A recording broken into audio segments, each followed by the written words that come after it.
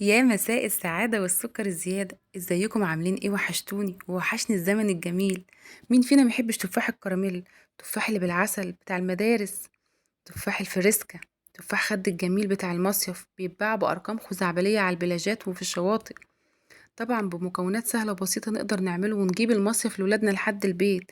تفاح البلدي اللي في الموسم بتاعه ده، التفاح الأخضر، صغير كبير مش هيفرق، المتاح ليكي تقدري تعمليه بأقل إمكانياتك. طبعا الفكهاني بيكون ملمع التفاحية كده عشان خاطر يشدنا.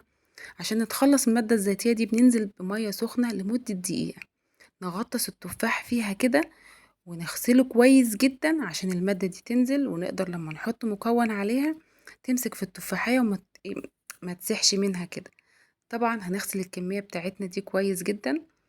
يلا يا ميرو بسرعة، يلا يلا يلا. وبعدين نطلع بيهم على الفوطة كده وننشفهم كويس جدا.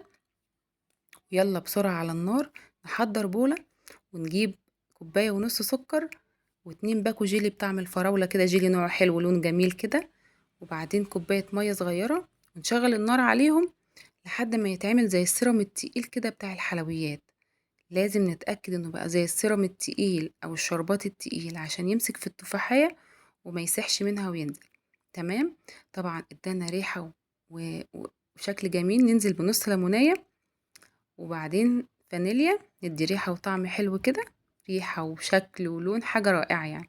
نجيب التفاحية بتاعتنا، عصيان الشيش تاووك، قسمتها طبعا اتنين عشان كبيرة شوية، عصيان الشلمو، ونبقى نخليها شكل جميل كده ولون يحبوه الأطفال.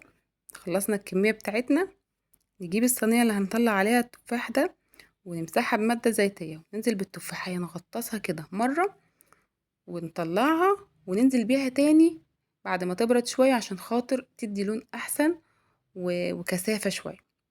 تمام. ما اقولكوش يعني، والله هيعجب اولادكم جدا. بس لازم تتأكدوا ان السيرم تقيل وحلو. خلصنا الكمية بتاعتنا، تقدري دلوقتي تدخليها التلاجة وتزينيها بالشكل اللي انت عايزاه. طبعا طبعا نقدر نعمله بالشوكولاتة البيضة، الشوكولاتة البني، زي ما تحبي، وبالهنا والشفا.